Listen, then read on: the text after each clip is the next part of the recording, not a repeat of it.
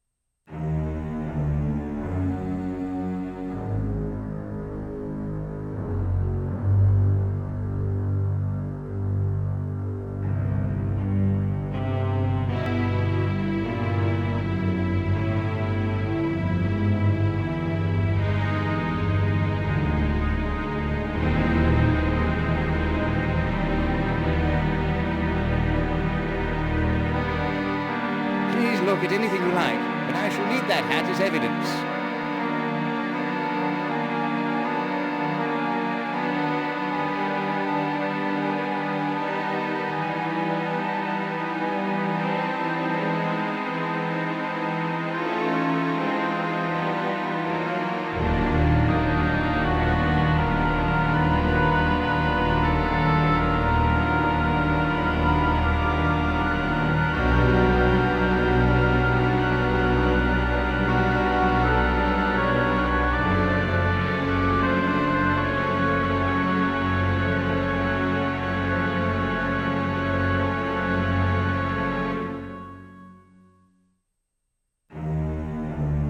Is there anything you can tell me that isn't obvious from the scene, Inspector?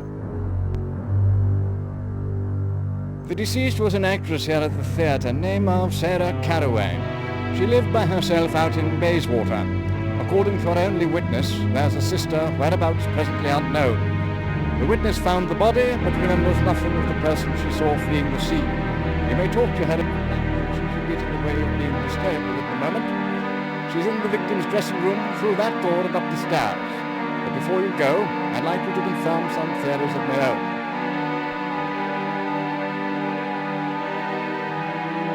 Have you already decided on an explanation for the crime, Inspector? There is no doubt that this is the Ripper's doing.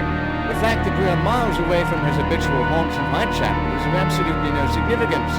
If he'd left his calling card, it would be no clearer. The man is a monster.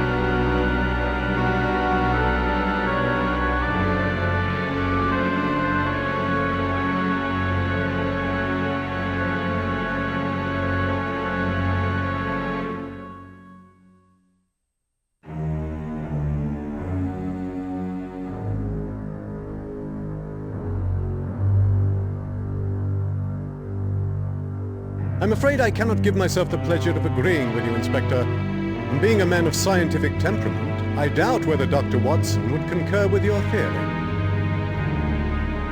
Without hearing the results of the medical examiner's investigation, I would not even presume to have a theory. Quite right, Doctor. Mr. Holmes and I perhaps overstep ourselves, though I am certain that the official inquest will prove me correct.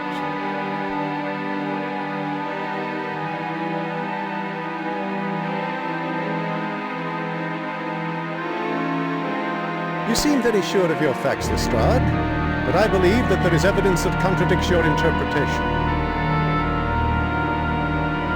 I assure you that I have examined everything in great detail, Mr. Holmes. I seriously doubt that I have missed a significant clue. What have you seen that goes against my theory?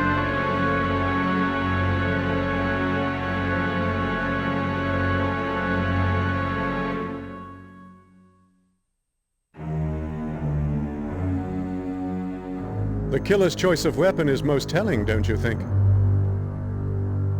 Indeed. My professional eye tells me that this woman was killed with a surgeon's scalpel, and we know the Ripper uses a scalpel with the skill of a medical man. Isn't that so, Dr. Watson? From what I have read, Inspector, the answer is yes. But I would not presume to commit myself before the autopsy is completed. I must say that if a scalpel was used, it was a dull one. The wounds appear a bit ragged. Well, that's as may be. I'm certain that the medical examiner will confirm my observation that a surgeon's scalpel was the instrument of death. Mr. Holmes, do you have any credible reason to believe that the weapon was not a scalpel?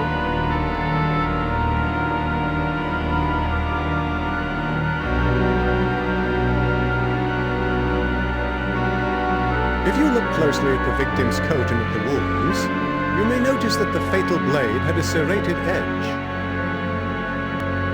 Dr. Watson, can one find a serrated scalpel in a physician's black bag? I regret, Inspector, that I know of no such instrument in the hands of any medical man. That is unusual, but I suspect that it is insignificant. I never said the Ripper was a doctor. Perhaps his other scalpel lost its razor edge. He's done enough foul work with it, heaven knows. Let's not confuse the investigation with trivialities, gentlemen. Perhaps the murderer was imitating the style of Jack the Ripper. The gutter press has been filled with lurid accounts of the fiend's disgusting exploits. Perhaps won't feed the bulldog, Doctor. I need facts. Mr. Holmes, my hypothesis is that the Ripper is responsible for this brutal murder. Because there may be a bit of confusion surrounding the serrated blade, I will concentrate my efforts on the question of the murder weapon. But I would not be averse to you and Dr. Watson looking further into this entire matter if you wish. You may speak with the witness in the victim's dressing room, and you may want to examine the victim's flat at 21 Green Street.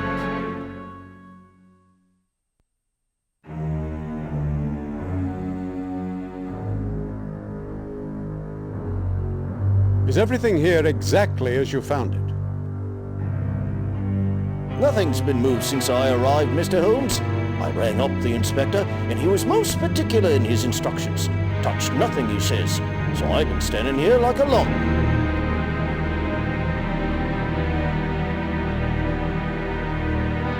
Do you have any information that would assist our investigation, Constable?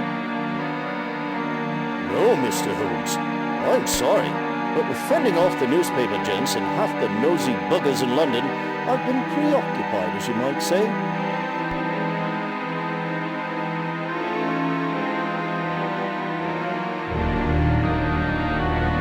Is there anything more you can tell me, Inspector?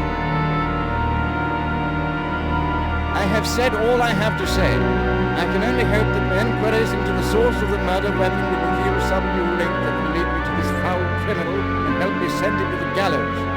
I hope you've seen something that I have overlooked, for I suspect the chance is remote. It appears I have little choice save to report to the Yard that Jack the Ripper is no longer satisfied with hunting in Whitechapel. A citywide alert must be posted.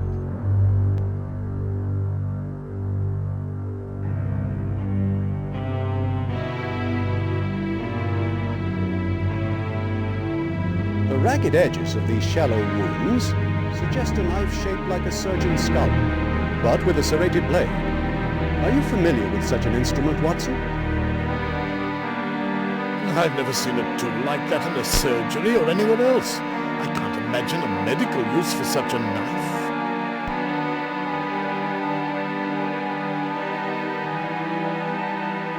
Is it your professional opinion that these wounds match those described in the official reports of the Whitechapel murders? I'm sure you are much more intimate with the gory details of those cases than I, Holmes. You seem to have the stomach for it. The only thing that is clear to me is that this unfortunate woman is the victim of something more brutal than human. Don't be so certain, my friend. The mysterious and the monstrous are rarely the same thing.